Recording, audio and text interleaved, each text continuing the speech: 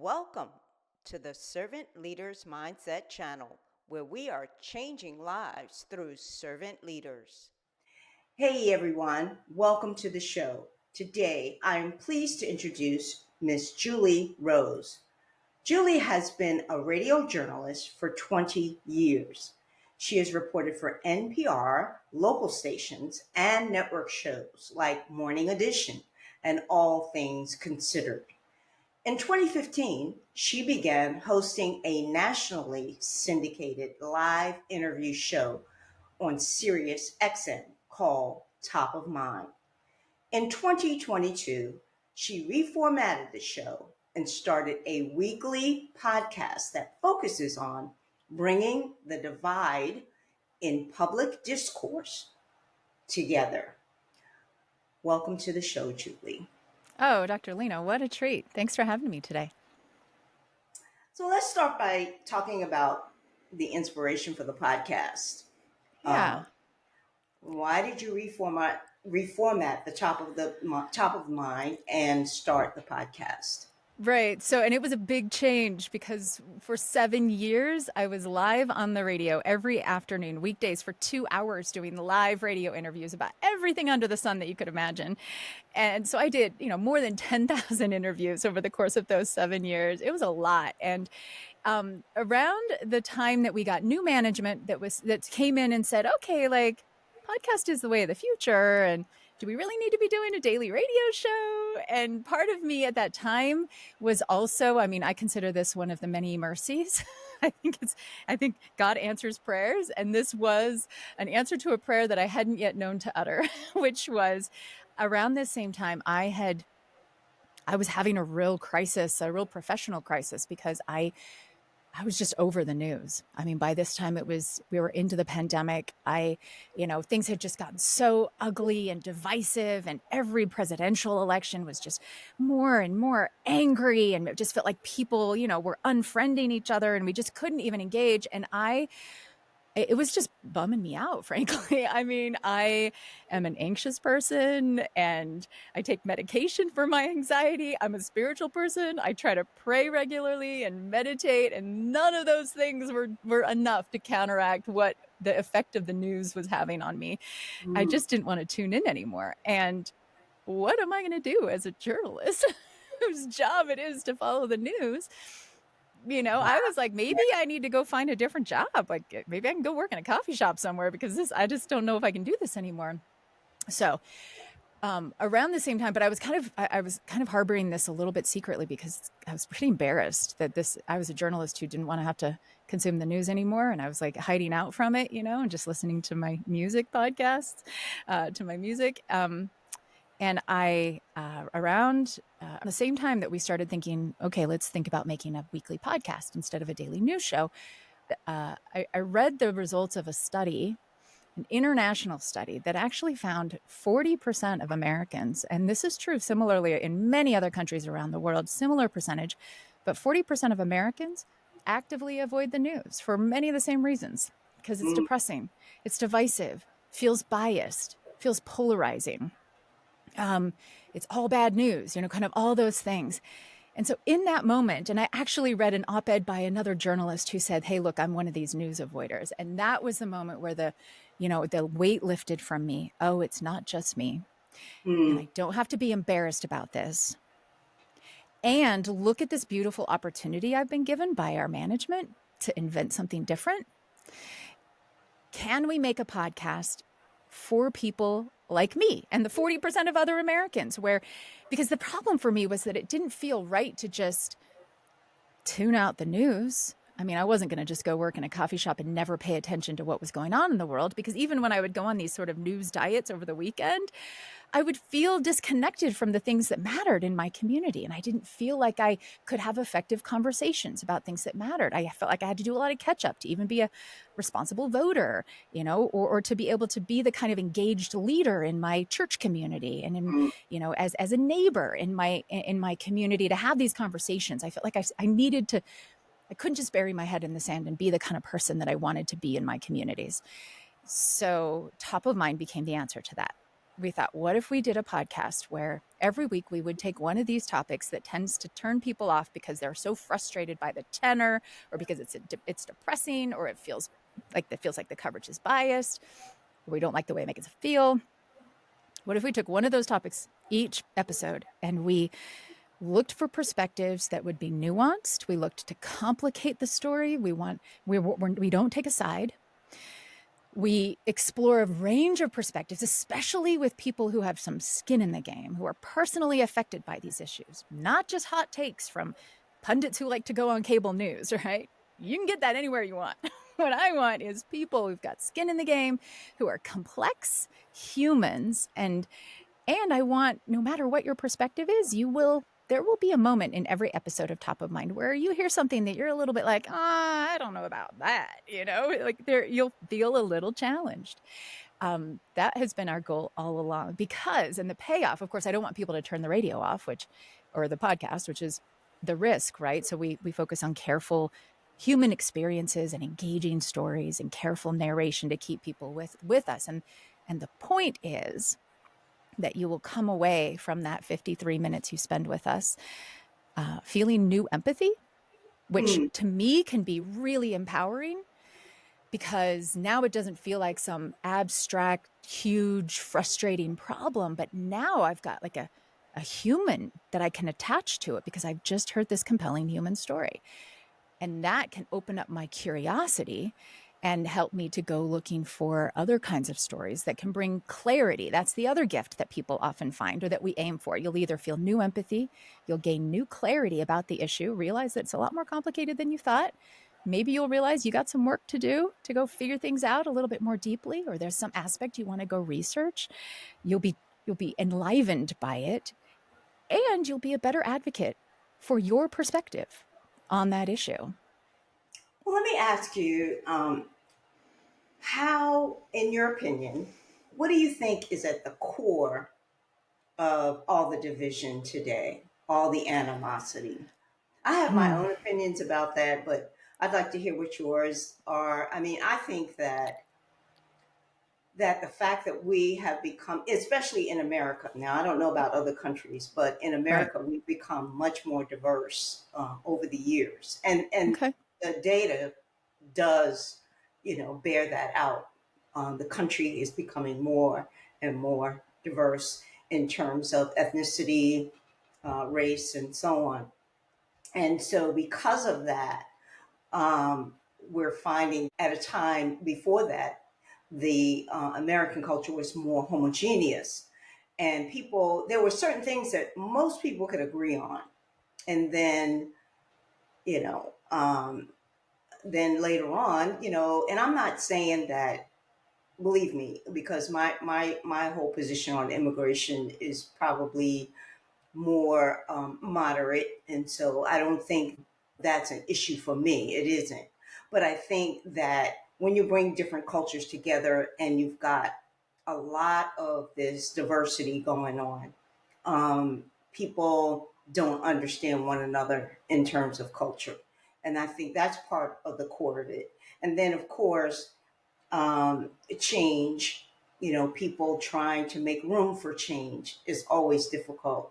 So maybe that's at the core of the division. And I think we've seen that in terms of change with civil rights movement, change when women wanted to vote, just throughout our history, throughout American history. There was always these upheavals when change, a drastic change, people wanted to assert themselves in different ways. Yeah. I would agree with the analysis that you have there. And I would also layer on top of that, like, what is it inevitable that in a situation where you have more diversity and you have moments of big change, is polarization the only outcome, the inevitable outcome?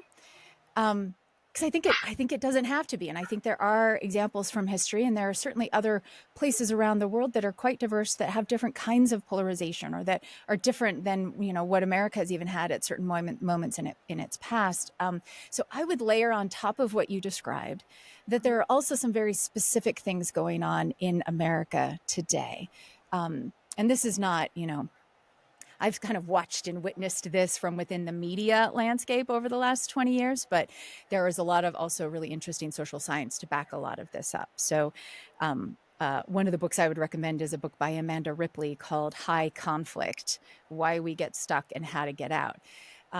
So, and some of what I'll mention, she also refers to in her book. But one of the things that I think has made it so that we respond to change and to the sort of like, we're kind of wired to not love change, right? Like, I don't know anybody who's like, oh, I love it, this feels so great. It's like always scary and a little bit threatening, especially if it feels like it might threaten your way of life or threaten the way you've thought about. I mean, I definitely am a little change averse. I think there's probably some evolutionary reason for that built into human society and the way social beings operate. But this is happening. We have that kind of steady cycle happening in step with the rise of the internet and cable television, which has made it increasingly easy for us to spend our lives hearing only perspectives that we disagree with. Layer on top of that, and we see this very clearly, that we are sorted by the news and entertainment that we consume. If you are reliably Republican, you're more likely to consume your news from certain outlets. And if you're reliably Democrat, you're more likely to consume your news from certain outlets and to see the other opposite outlets as untrustworthy. Like, this is very, very clearly established. And part of it is just the pure fact that once upon a time, there were like 3 news stations. It was ABC, CBS, and NBC, and everybody consumed their news from the same nightly news broadcast. And now you can spend your life just only getting your news from your social media news feed, which is what a lot of people do. And so we are living in information silos where it has made it, I believe we've fallen out of practice being able to engage with or even listen to perspectives that challenge our own worldview. Instead of, and we've been trained by a lot of these sort of polarizing news perspectives. We're kind of trained to be like, well, this is the correct viewpoint. All the good people think this way. I'm one of the good people. You know, we kind of imbibe these messages from the righteous indignation of our favorite cable news hosts. And that has kind of lulled us into this sense of, I'm right, and all the good people agree with me. Okay. On top of that, we are very clearly segregated today, as segregated as maybe we've ever been, even, dating back to the time of legal segregation. We are segregated based on race, based on income. We're politically segregated. We're very unlikely these days, have very low chances of encountering someone within our neighborhood who has a different, I don't know about your neighborhood, but, there are whole communities in my whole sections of town in my neighborhood where you can kind of like drive along during a presidential election and like it's all one party, all the signs are one party, right? Like, we're very sorted politically, income, race. We're still very segregated on Sunday morning, as Dr. Martin Luther King once noted. And schools are as segregated racially as they've ever been, and by income. And so the point here is that we live in a society where we are very separate, and we spend our days, for the most part, encountering other people who have the same perspectives. And we have a lot of control over the kinds of perspectives and the people we interact with in our online world by shaping our feeds. And the algorithms know what we like, and they're going to feed us more of that. And you can unfriend people if you disagree with them, right? So we've got all of that sorting that has taken place and has been abetted by the algorithms and the rise of the internet and social media. And then on top of that, you layer the simple fact that we are social beings and that we're wired for groups and to see us versus them. And so it's created a situation where I believe that, if we had been in a more sort of mixed, more exposure, I don't know where we would be if we were like, if nothing had changed, if the internet had never been invented, if the suburbs hadn't become so segregated, like, I don't know, right? Like, what would have happened in that alternate world? But it is very clear to me that all of those things have only facilitated the response that we have seen to the kinds of change and the increase in diversity and the increase in, in economic inequality and instability for a lot of people over the last 20 to 30 years. has created a situation where it's not just that we don't agree with one another. It's that we think the other side is evil. Like we Mhm. are afraid of the other side, which I know sounds really dramatic, but think about the response that happens in your body when you happen across the channel, the cable news channel of the political party that you really disagree with. I mean, for me, it literally, when I would go to my mother's house and she constantly had cable news on and I'd walk in and there was a particular station on there, like my heart rate would increase. Like I would start to feel warm. I was having a physical reaction to opposing news, opposing viewpoints, right? Like to some extent, it's an overblown response, threat response to perspectives that we disagree with. And I think that's part of what is going to be required if we are going to. And the other thing I will add is that there are such thing as conflict entrepreneurs. And I think increasingly our political leaders and many people online, has become fertile ground for people who want us to be in high conflict with one another. And they spend Absolutely. a lot of time stoking the fire of that high conflict and reinforcing the good guys are with me and the bad guys are with him and that kind of thing. And that's not helping the Well, situation. yeah, and also people are making, like you said, entrepreneurs. They're making money off of all Oh, the yeah. anger and rage and so on. I think too that it also the whole news, with the internet and with all of Mm. this social media and so on, the news business has changed over the years. We've been around long enough to understand what it was like in terms of the integrity of news and of course the whole philosophy of journalism. Yeah, You've been in journalism for 20 years. It has changed. And so my question was absolutely. to you, how did you see journalism change over the past 20 years where people would source stories, so they would make sure that they were getting it accurate, or that was part of the philosophy Yeah. of being a good journalist, was to make sure you got the story right and make sure that it was accurate. Now nobody cares if it's accurate or not. It's more about it. Do I agree with it or not? Yeah. Okay. From a consumer's perspective, is that what you mean? From a consumer's perspective, Well, from nobody a cares? journalist perspective as well, Because there are still, that is one place where we probably do disagree because I mean, having been inside journalism for 20 years, there are many, many journalists out there. I would say the majority of journalists who are working journalists out reporting on important stories in their communities, they do care about getting it right. We Okay. do care about getting it right. But here's the challenge.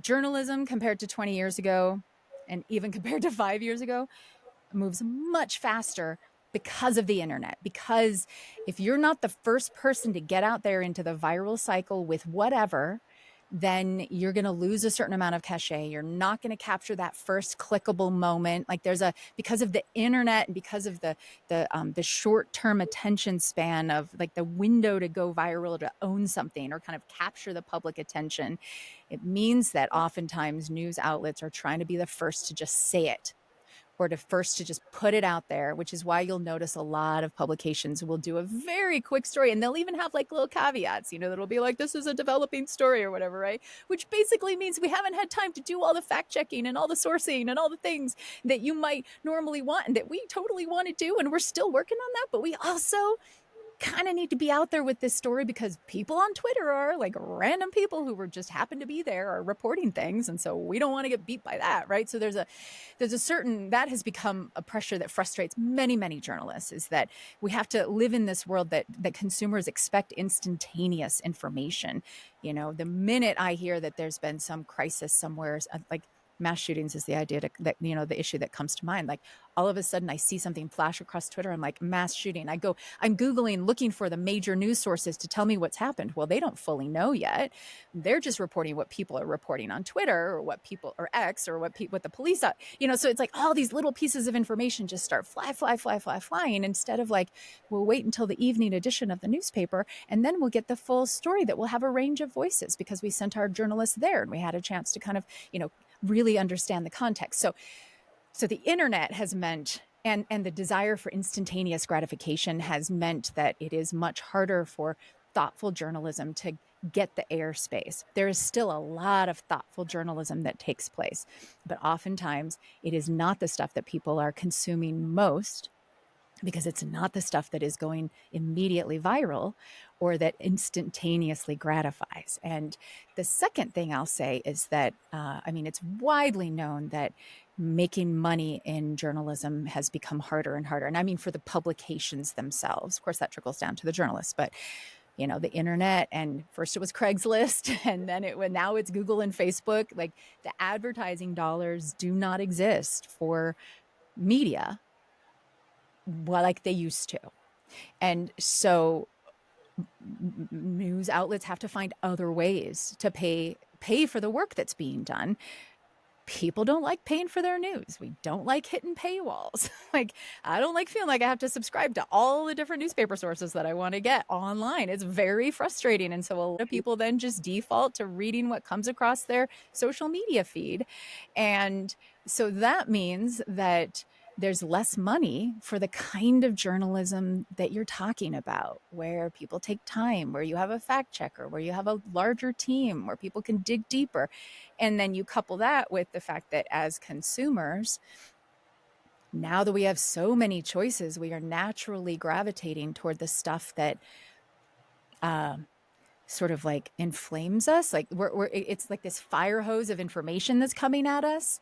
And guess what? We are wired to respond to things that get our emotions up. We are wired to want simple stories with clear good and bad, good actors and bad actors. We also really like to consume stories that reflect our worldview. So our consumer habits, again, it's the internet, the big bad internet, whatever. It's blessed our lives in many, many ways. But because of the fracturing of the media world, now, they have to, the only way that a lot of these outlets can make money is by getting clicks. And guess what? We click on things that raise our blood pressure, that make us angry, or that we're like, make us feel righteously indignant. So we end up with a lot of stories that are designed to kind of evoke that in us, because that's what we click on, and that's how they're going to pay the bills. So it's this trap that we've landed in.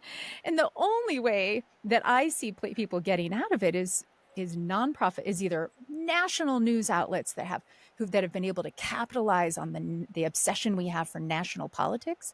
So like the Washington Post, the New York Times, Wall Street Journal. Those national outlets are doing very well, comparatively speaking, because so much of our news and our focus as a nation and as consumers is about, what's happening in the presidential election. Less interested in what's happening in your county council, or even what happened in your city council. So they're doing pretty well, but it's all the others that are struggling. And local papers, or even statewide papers all across the country, are falling like flies. And now I consume a lot of my news from nonprofit news sources that go out and get grant funding. They get donors who believe in their mission, and they're very upfront about what their biases are, or whether or not they have biases. But everybody has biases. So, the more news outlets can be very upfront about, look, we're funded by this social justice nonprofit, so our perspective is aimed towards social justice, or we're a liberal think tank, or we tend to lean this direction. Or as an individual, anytime I'm reporting on a story, like I did one recently we did an episode about transparency in government, and I had to right up at the front be like, okay, guys, we're going to hear some perspectives here that really challenge me, because I do not think the government should do anything in secret, but we're going to hear some perspectives in this episode. Like, as it went along, I was hearing some perspectives that were kind of compelling about when and where we might actually want our politicians to be offline, having conversations that we can't access as the public, for some really interesting reasons. And I had to acknowledge in that one, like, this is my bias. I'm very strongly in favor of openness at all costs.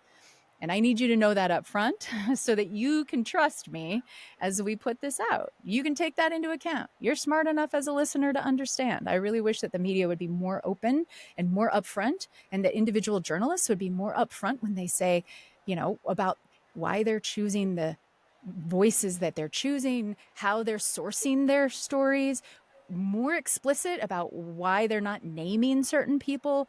I would love for news outlets to be more explicit about why they're covering certain stories and not other stories. Right. Yeah.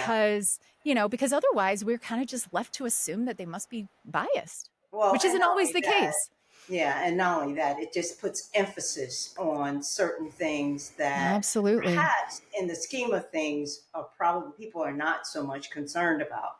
Yeah. But if you amplify it and you keep amplifying it, and of course the way news cycles work, right? Yeah. They keep running that story. They'll run it that whole hour, and then they turn about around and they run it again. Essentially, we know what the problem is. Even though there are other aspects, I think, and dimensions to the problem, but let's pivot now. Because time permitting, let's talk about what some solutions there might be in terms of how do we become more open to perhaps a different perspective that one in which we have, and how do we begin that process of bridging the division? Yeah. Okay.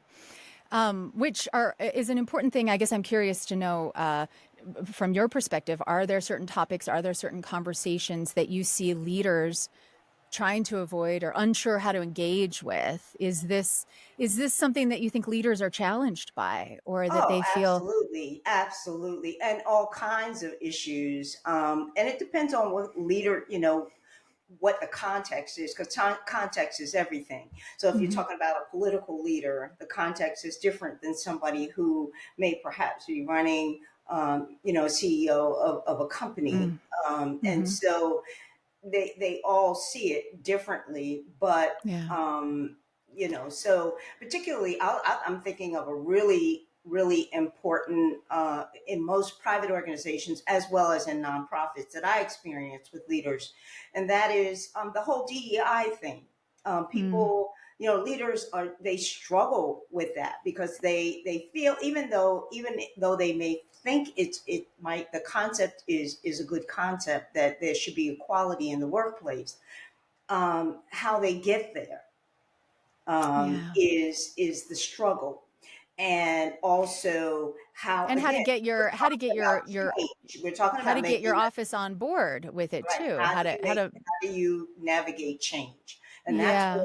where most DEI programs start to fall apart, is navigating that change from the point of which the work culture, and you're talking about CEO, or CEOs of nonprofit organizations, where, what is the culture like? What do they begin with in terms of the culture?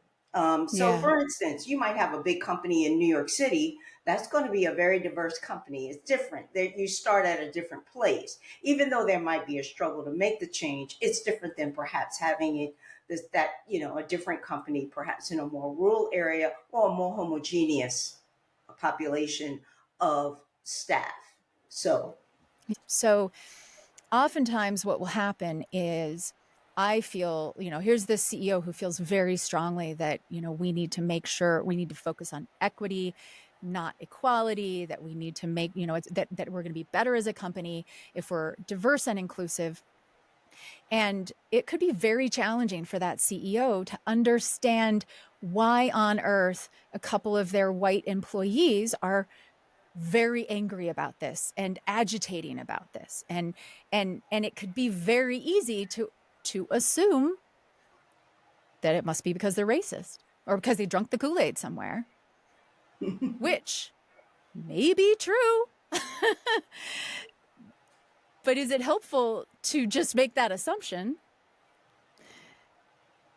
or is it possible that they have lived a different life, and that if we can understand where they're coming from a little bit better, that maybe we could find a way through this rather than be at loggerheads about it, right?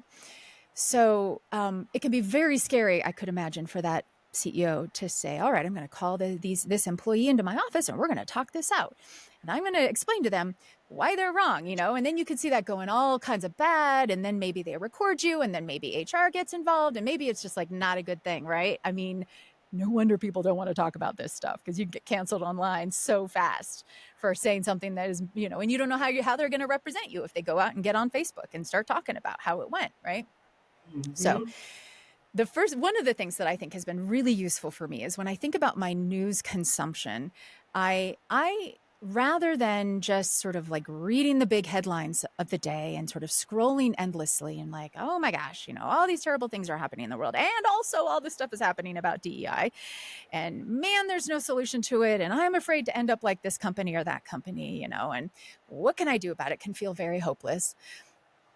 My option is to either just keep scrolling and feeling hopeless, or to go deep rather than go broad. So for anyone who feels, this has been the thing that's been most useful for me when I consume, to get out of the like, oh, everything is hopeless and everything is hopeless side of it, is to go deep into a specific topic rather than just spend 10 minutes reading headlines. So if I only have 10 minutes in a day to consume the news, I am going to scan the headlines very quickly, and then I'm going to stop within 1 to 2 minutes, and I'm going to pick one topic and I'm going to go deep. So let's say that I'm looking at DEI issues, because that's the topic that is most in my mind and heart right now as a CEO in this particular scenario.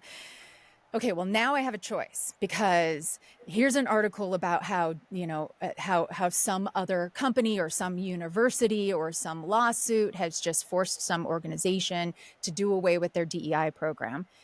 Okay, I could read that article about how things are going in the fight, quote unquote. Or over here on the opinion page is an article by someone who opposes DEI, and they're sharing their personal experience. Well, if I'm the CEO, I'm inclined to dismiss that, because I disagree, right? But what I have found to be really powerful is to intentionally choose to read the opinion pieces that I disagree with, that I most disagree with. And as I'm reading, to be carefully paying attention to how I'm reacting. And when I feel the urge to stop reading because this frustrates me, or it feels like they're misrepresenting what's happening here, or that it feels like, that this is racist, or that it's short-sighted, as long as I am physically safe and this is not creating like a physical problem for me, it's just a matter of me disagreeing deeply and feeling frustrated, I take a few breaths, implement a little bit of my mindfulness technique, and I force myself to read every single word of that article. I'm not going to bail out. Right, I'm sorry, but what you're talking about is part of what people like me and facilitators that facilitate in companies like that to try to help change the culture and the thinking do. They go deep. We go deep. And that's part of the process, is getting people talking to one another and considering some things, and also allowing and making room for the discomfort to take place, that it will happen. That discomfort is going to be part of the process. It is part of the process. So and the beautiful thing is that you can practice this in your consumption. Like, this has been the light bulb for me, because we're not all going to be able to have the benefit of sitting in a room where Dr. Lena is coaching us through learning to sit in the discomfort of a perspective we disagree with, where you're going to kind of keep us all feeling safe and allow for everyone to share their perspective, right? There's a whole strategy to moderating and creating that space for dialogue. And it is a lot. And I can actually get a little, because I've participated in some of those. I've received some of that training too. And the light bulb moment for me was that, like, wow, I can actually be much better at having these conversations, even just one-on-one, or even when it sort of happens in a meeting, if I have already practiced feeling really uncomfortable and frustrated in the presence of, and not just like, oh, I really disagree with this, but as I'm sure you probably coach people in your dialogues, the key strategy then is, when I feel like I want to stop reading because this is super annoying to me, because I disagree so profoundly, that's a moment where I force myself to be curious. I turn on my curiosity and I start thinking to myself, okay, what else would be helpful to know? What could have happened in this person's life in order to help them? What are they telling me in this article that maybe gives me some clues as to how they have come to have this perspective in their life? Right. And obviously, there's a lot of data out there too that support what you're saying, that the more exposure to that and being in that discomfort and allowing yourself to sort of see someone else's perspective, eventually attitudes, because you're talking about really like attitudinal studies, attitudes towards other particular people, Yeah.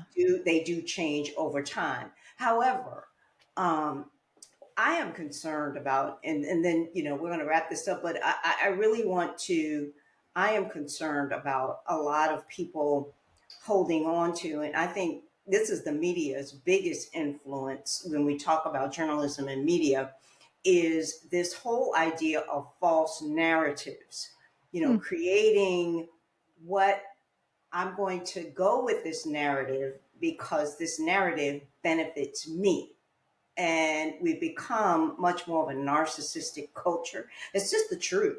I mean, and I said, as I said, there are studies that bear that out too, and that we are like, what about me? What about me? And it's more about, does the narrative benefit me?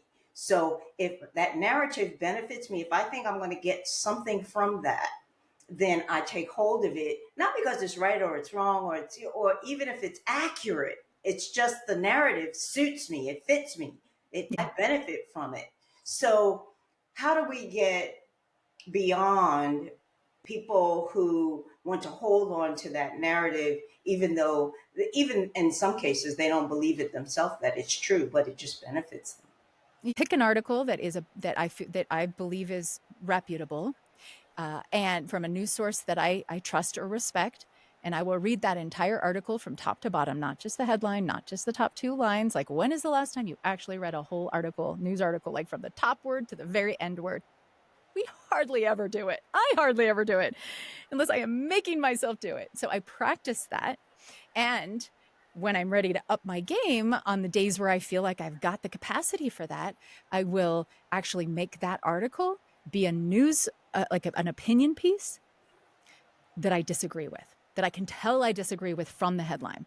And I will do that whole practice that we talked about before. Now, when it comes to engaging with people who are stuck in that narrative and we really wish there were a way to break them out of it, I do think that the way that we engage with them on topics related to their narrative can make a really big difference. How can people, if they're interested in having these kinds of conversations and talking with people, or just even listening to people who may have a different view about a different worldview about a particular topic, etc., how do they get in touch with you? How do they connect with the podcast to kind of see these things in practice? It's very difficult to try to cover all that territory in the short time that we have. But absolutely, having said that, how could they connect with you in your podcast? So the podcast is called Top of Mind with Julie Rose. We're on all the podcast platforms. Just look for Top of Mind with Julie Rose. We also have a conversation series that's a part of that we will be spinning off into its own brand new podcast, which I'm excited to announce to you. I haven't spoken about it publicly yet, but it's going to be called Uncomfy, where people will be telling their actual personal stories of doing this, of having a moment where they really wanted to recoil or shut it down, and they chose to stay uncomfortable and see where it led. So that's going to be launching in July, called Uncomfy. So you can stay tuned for that. But find me just on the top. I'm online. We're Top of Mind Pod on social media, and you can find us on all the podcast platforms as well. Excellent. Well, I think I love the work that you're doing, and I think it's going to make a difference in the world. So I thank you for being a part of this podcast. Oh gosh, right back at you. Thank you for the work you're doing and for this generous space. I've really enjoyed it, Dr. Lena. Thank you.